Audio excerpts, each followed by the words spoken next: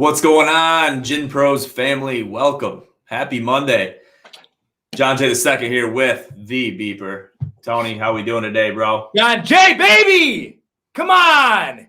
Monday, it's the best day of the week. The people, I hate Mondays. Listen, grow up. Best day of the week so far. Got a hot slate for you guys today. Coming off of the biggest beer night tournament the state of Michigan's ever seen. I've already done my push-ups and sit-ups for the day, so I'm feeling good. John, how you doing, baby? Doing amazing. Just got started. For everybody that is wondering, everybody's been talking to me today. They've been blowing Tony and I's DMs up all day long, talking about the video. When's the video going to be up? When's it going to be posted? So I kind of talked about it, alluded to it off air, but I am nuts deep in the editing process. So I want to make sure that video gets out as soon as possible, because we're making a big announcement about future beer dye tournaments. We're going to be having another beer dye tournament, possibly, depending on the kind of response we get. The reason we wanted to I want to kind of explain a little bit about the beer dye tournament before we get too much into the show. We did the beer dye tournament here in mid to late April, just because, school's wrapping up, seniors are graduating. They're going to be, taking off, leaving East Lansing for the summer, most likely. So everybody's going to, be parting ways with East Lansing for a good part of the year. So we wanted to make sure that we got the beer dye tournament out of the way, and not really out of the way because we're trying to get it out of the way, but we wanted to get it done, and we wanted to have the event with the most potential possible before everybody left East Lansing, because summer is a little bit different.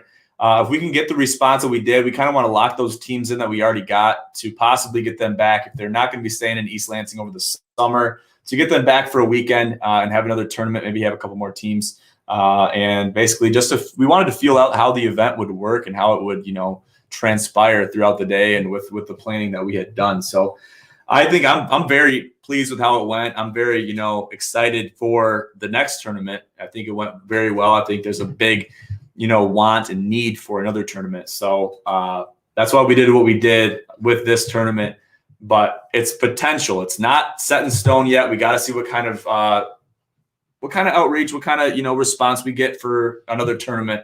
It's probably gonna be late May. So a month, maybe a little over a month from today, that we'll be having the next tournament if we do have one. So we want to get the video out there to be able to get those teams that didn't play, the teams that didn't register in time, to give them an opportunity to possibly play in the next one. So a little bit set in stone. We'll get into the events and future events here later in the show.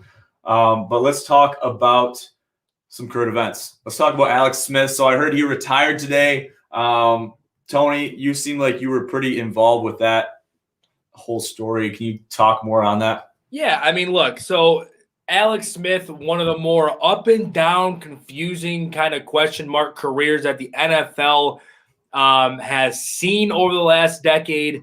He leads Kansas City. He kind of transforms Kansas City at the quarterback position, and they say, see ya, take it easy, buddy. And they draft Patrick Mahomes, and the rest is history there.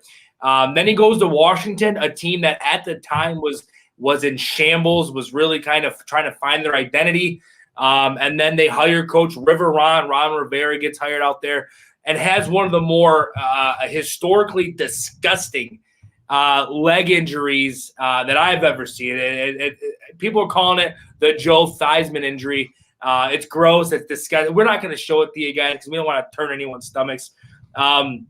But then the kid comes back and wins Comeback Player of the Year, leads them to a playoff berth this year, doesn't play in the playoff game because he's hurt, got a little bit of a hammy injury. And then that Taylor Henneke, whatever the hell the guy's first name was, comes over and leads them in the playoffs. But one of the this guy battled, Bink. This guy battled through it all. Is he going to be in the Hall of Fame? Probably not. He's not going to be in the Hall of Fame. He led San Francisco, to the almost the promised land. Then Colin Kaepernick took over. Then he leads Kansas City almost to the promised land. Pat Mahomes takes over. So it seems like he was always the guy to kind of get a team there, and then he got dumped.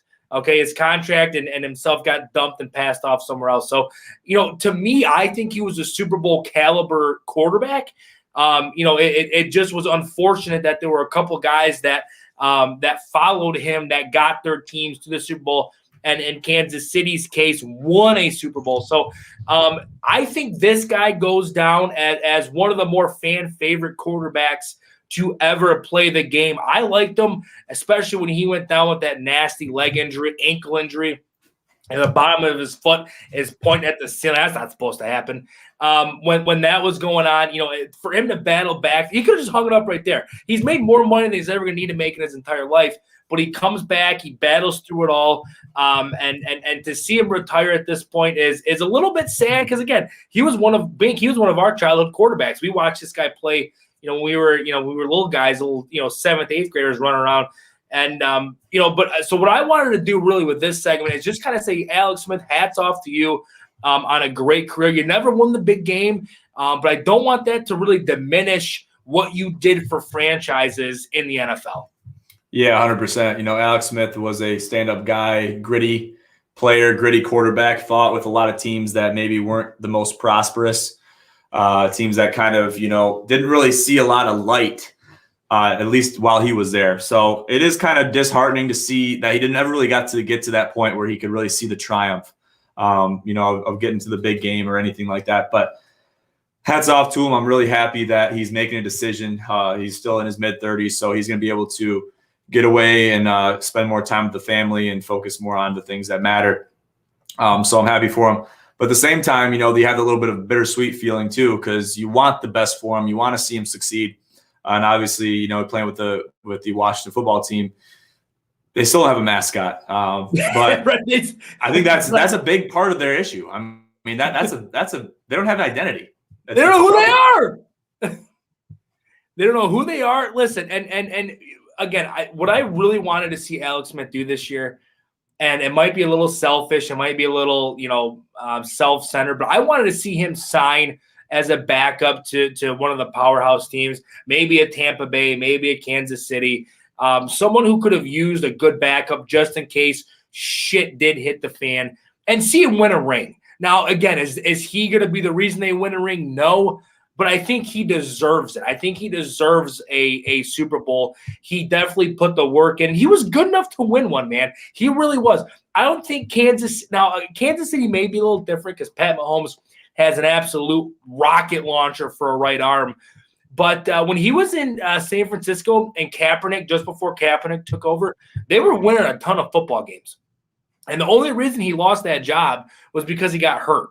So you can't really fault the guy at that. But listen, he gets hurt. He can't help that. It's part of the game. But he never got his job back. So I was kind of hoping he was going to sign somewhere as a free agent or get traded and, hopefully, sign somewhere and potentially compete for a ring. But he's not. He's hanging it up. He's got an absolute knockout of a wife, 10 out of 10, absolute smoke show. So good for him. He's got beautiful children, and he's going to live the rest of his life, with more money in his bank account than, 15 of the average human beings put together. So he obviously did it right. I just would have wished to see that he get, a ring out of the deal. Career well spent. Yeah, that's the thing with football and any professional sport. Nobody's guaranteed anything. There's no participation trophies. So a participation trophy, having a salary where you're, significantly making more money than most of your peers. Right. I think that's the participation trophy in this instance. So hats off to Alex Smith, and I hope he has a prosperous retirement. Hopefully he stays active within the NFL community, maybe comes in as a analyst or a commentator at some point. And I definitely see him doing something like that. So absolutely. Props. Absolutely. So we'll look forward to that. Moving on, let's talk about Joshua Langford. So today he bid his farewell, and he kind of said, he alluded to some other things too, Tone. What did he talk about today? Okay. So, okay. I didn't know when we knew this was going to be a topic today. I didn't really know how I wanted to go about it. Okay. Because I don't want it to come off as I don't appreciate Josh Langford, because I do. In his early years at Michigan State, he played immediate, impact roles, scored a lot of points for us and this and that. And I'm thankful for that. Okay. But as his career progressed, he got worse. He got injured. He wasn't the same player, which is fine, which I have no issue with at all. What I have an issue with is he puts out this 15-paragraph thank you letter to Spartan Nation, which again, I don't have a problem with that. But then at the bottom of it, there was one little paragraph that bugged me. I will not be pursuing a professional career. I am retiring. Okay, that's where I have a problem with this. Joshua Langford, you were not going to be playing in the NBA. Okay, you weren't going to be playing high European League basketball. You might have maybe played in a men's Croatia league on Wednesday nights at 7:30 in the evening. You might have had a chance at that, but you didn't have a chance to be a pro to begin with. So I don't know if Langford, if that fed your ego and that made you feel better to say, well, I'm not going to go pro. I'm going to go a different route. I don't know if that was just to make you feel better about yourself. And if that's the case, then I guess more power to you. You have every right to do so. But Bink, he was not good enough to go play professional basketball. He just wasn't. He spent most of his college career injured, and that's not to fault him at all. You can't really control that stuff a lot of time. So you can't really blame him for that. But at the same time, he doesn't really have much to show for it as far as his college career goes anyways. So to really have built that resume, you can't really build a resume off of being injured for 2, 3, 4 years. And you can get redshirted all you want, but if you're not putting in time on the court and winning big games and, really succeeding and having that track record, that's really hard to look at that and be like, okay, yeah, you're definitely qualified to play at the next level, whether that's a D League, whether that's an Italian league or somewhere else in Europe or, even the NBA. It's something that is hard to come by, and it's not something that is easy. So when we see him doing this, we're seeing him basically take the easy way out. He's basically saying, I know I'm not capable of making it to the next level without saying it. And I guess he's saving face, and he's got to do what he's got to do, man. What I do, and I think, Bink, I think you're going to agree with me. And him and I did talk about this, guys. We did talk about this beforehand. This is just a take that I have that I think he would agree with. And Petty absolutely always bring the heat. I mean, listen, I'm like a hair dryer. Okay, I'm like a hair. I'm always bringing heat, baby. But let me say this: I put Josh Langford in the same category as Tum Tum. Listen, he was serviceable.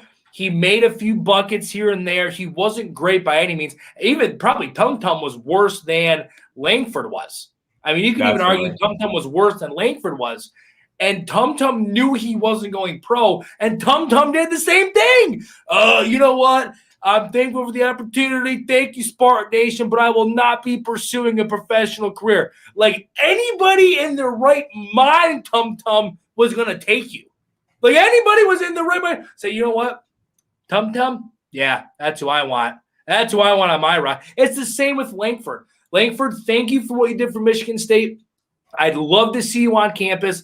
I wouldn't even mind if he joined the coaching staff as a GA. I wouldn't even be upset about that because I think he would be a good coach. And he was a good leader off the bench when he was hurt, and he was a good leader in the locker room. That's fine.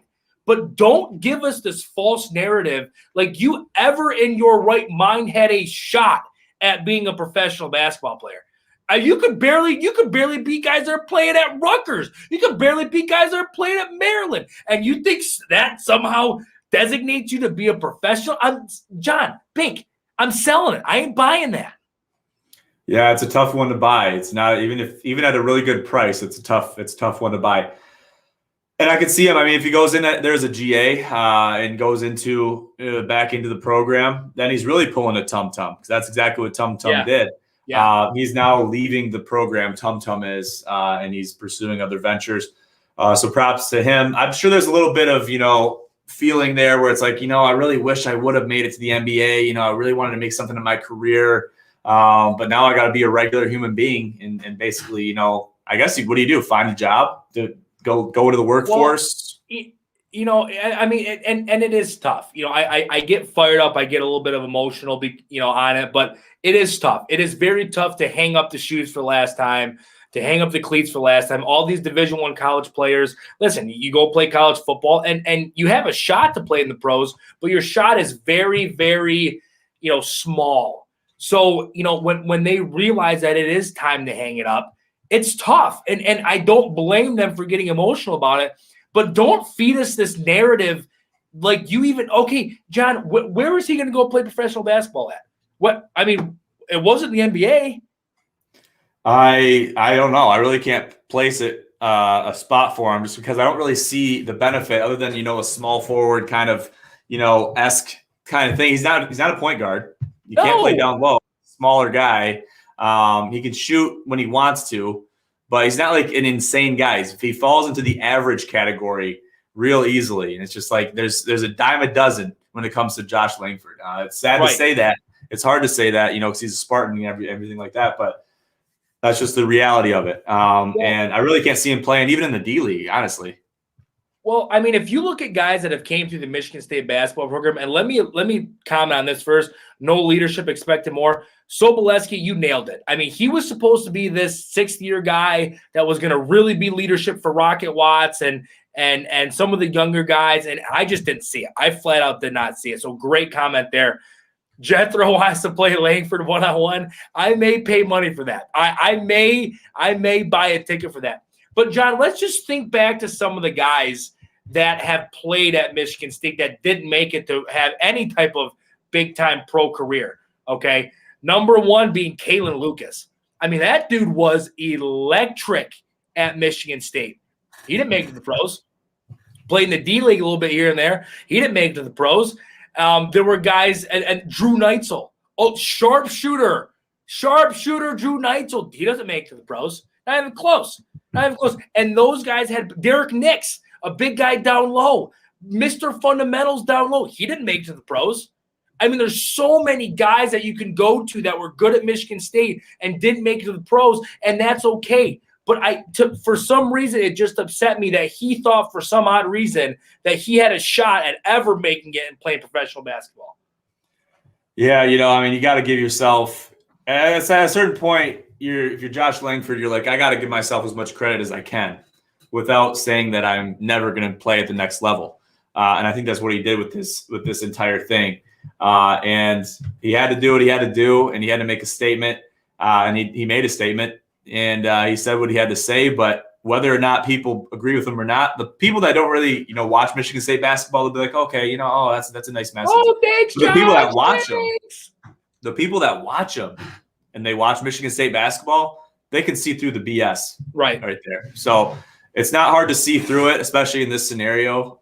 So honestly, it was a long time coming, and it's just I think he was waiting on it. He was waiting on it to kind of put a message out like this. So it is what it is. Oh, Keith Appling. There you go. He was garbage too. I mean, Keith Appling. I didn't like Keith Appling. But here now, John is not an Appling guy. John was never. I don't like Tum Tum. I don't like Appling, and I put Appling and Tum Tum in the same category. Yeah, I like Langford probably more than all of them. Binkers was not a Keith Appling fan at all, but I was. He was an electric point guard out of Detroit. John was not a fan of him. But even a guy like that, he still had a better playing career than Josh Langford and Appling. Well, I think Appling actually got arrested. I think. If I remember it, I think Appling actually got arrested. But I mean, again, like it's so hard to make it to the NBA. It's so hard to play professionally over in Spain, over in Italy, over in France. Like it's tough. It's tough to even play over there. Okay. Absolutely. I mean, Sobolewski, spot on. I mean, it's so hard. And you got to look yourself in the mirror and say, am I even good enough to do so?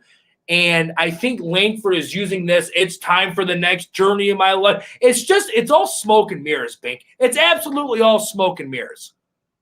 100%. It's just everybody wants to make it to the next level. Everyone wants to play in the league. A lot of times that's why they play college basketball, is because they think it's an easy transition. And for a lot of reasons, it is. And you just have to make an impact. That's your proving ground time. That's based on how you perform in college. I don't care who you're playing for. Based on how you perform in college is going to determine where you play in the next level, if at all. So don't take that for granted. And yeah, we'll see Joshua Langford on the flip side. Hopefully he'll be sticking around with the program. Later, Josh. I mean, it's just there's nothing to show for it, man. It's hard. It's bittersweet, but it's there's nothing there. Right. Let's move on a little bit. Let's talk about some upcoming gin events. So upcoming events, we just had the Beer Die tournament. We're looking forward to the Corona Challenge. What other events are we looking for, Tone? And then I'll kind of, sprinkle in my pizzazz after you do. So, I mean, look, we're always looking to expand the gin series and build upon it. I think so far every event we've done, we've knocked out of the park, and it's really not even close. We have talked about a 3-on-3 basketball tournament within Gin Pros, open it up to the public. Get as many teams as possible later this summer and get that locked. And I think that'd be a great event for the people. I think, and again, I would like that to be a charitable event as well, because we understand there's a lot of people out there, that need help and need assistance. And we here at Gin Pros want to provide as much as we can. So look for that. Obviously, we have the Corona Series. There's going to be a few. I mean, the Corona Challenge this June isn't going to be the only Corona Series event out there. There's going to be multiple of those that will be taking place. And it sounds like, John and I have been, tossing the idea around about throwing another Beer Die tournament. So we're looking forward to that. But again, guys, it's none of this is possible without you. Not a shred of this is possible without you. Even the ideas that you guys have brought to us, like we even have people close within our Gin Pro circle that have given us ideas that we've taken and ran with, and we're thankful for it. So, and again, we've even talked about trivia events, that we could do within the Gin Pros family. That's super easy to do and set up, and we think it'd be funny as hell to do for you guys. So a lot of good stuff planned, guys, and please just always stay tuned to what we're doing, because it's always something new, right? It's never the same. It's always something new. So just stay tuned to what we're doing. Yeah, so Tony talked about the basketball thing. We're going to call that the Gin Macker.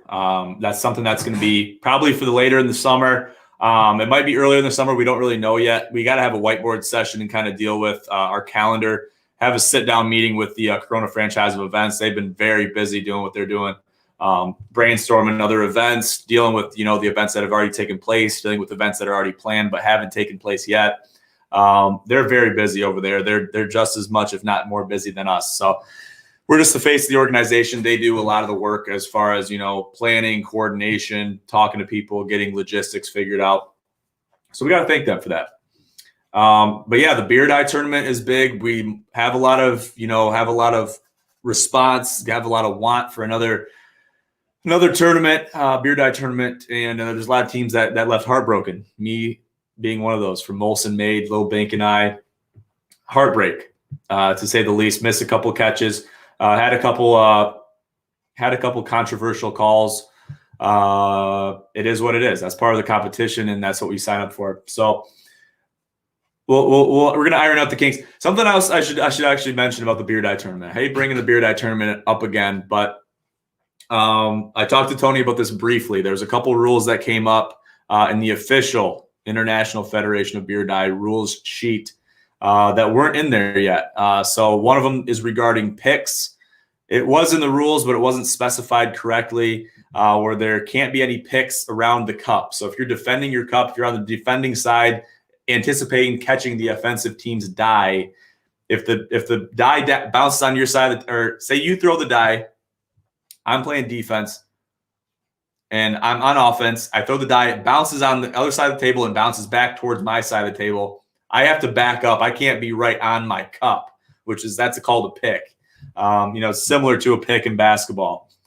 We had a couple instances where picks were set, and they shouldn't have been. So that's one of them. The other one is rebuttals. No rebuttals. First team to 11. That's it. No rebuttals after that.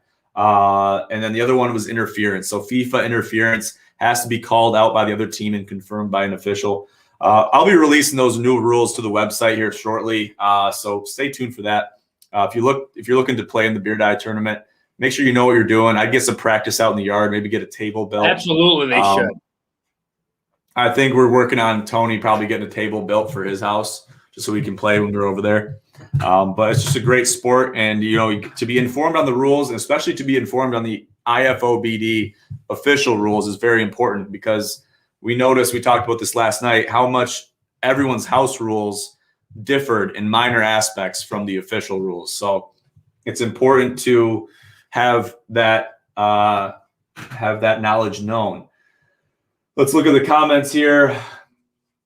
Looks like Sobe and Paulie would love to come out of retirement for the Gin Macker. I would love to see that. Looks like Jethro's in too. And then Sammy says should get some dodgeball action going. I think that's good. I was also thinking of something like kickball. Also, other events like that, similar, kind of outside backyard events, even like a pickup baseball, softball game, I think was flirted around with.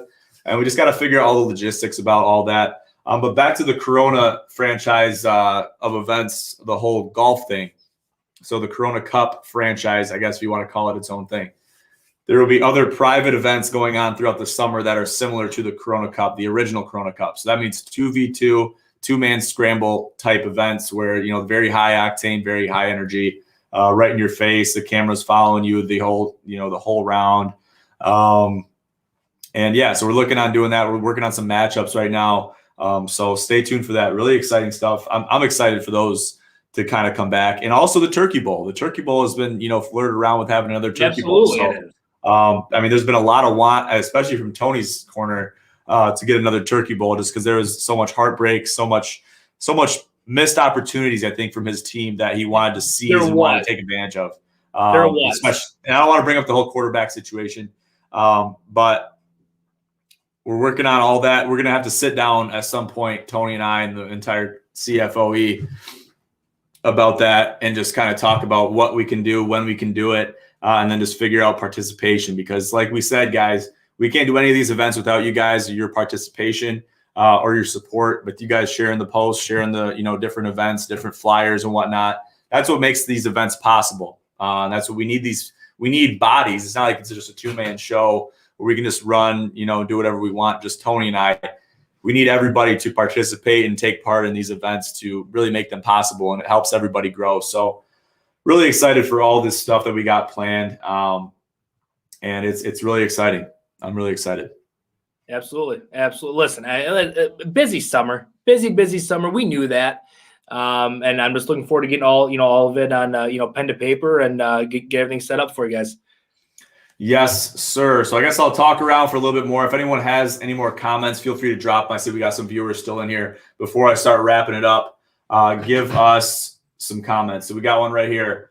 Sobo, where are we with Detroit sports rebuilding a new village? See, this is this kind of thing that I don't really want to talk about it because they need to figure it out. So bad. Tigers need to figure it out. Red Wings need to figure it out. Lions, I mean, there's really not much we can do about the Lions right now until we see them play in September or August, whatever it is. We really can't make any judgments, can't make any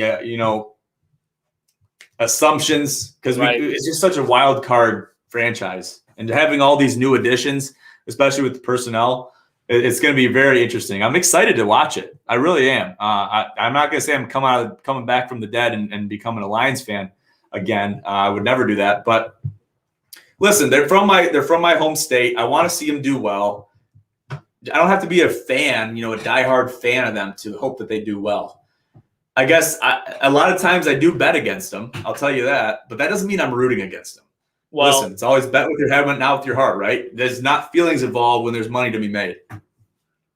Right? Well, listen, I mean, am I wrong? I'm going to say this. I hope they lose every – I was almost going to swear. Kid show. Almost was going to swear. This is a kid show. I hope they lose every single game they play. I hope the Lions go 1-16. I hope the Tigers go 0-162. And I hope the Wings go 0 however many games they play. I hope the Pistons, plane breaks down. I hope they lose every game because I'm tired of the excuses that these franchises give the fans. I'm tired of it. Why can every other team win, but no team in Detroit can? I'm tired. The Tigers have been on a 7-year rebuild. The Lions have been rebuilding since Barry. I mean, I'm so sick and tired of it all that I hope they don't lose.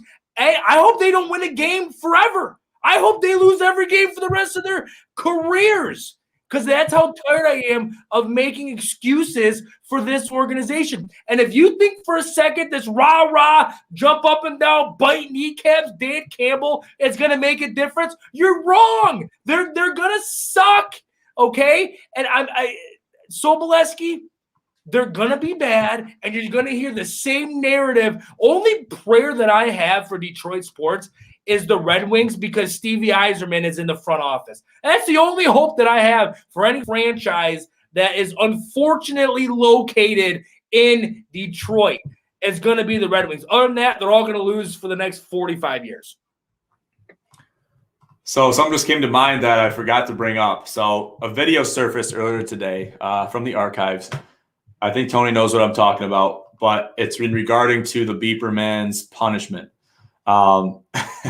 So if you haven't seen the video, go navigate, have a little navigation to our Instagram. Our link tree is down below. Check it out. If you're on your laptop, computer, tablet, iPhone, just go to Linktree, whatever. Just type in the link. You see it. Link.tree. I mean, listen, why that dots in the middle of it? I couldn't. Linktr.ee/GymPros. Okay. And click on the Instagram one. Look at the first video on there.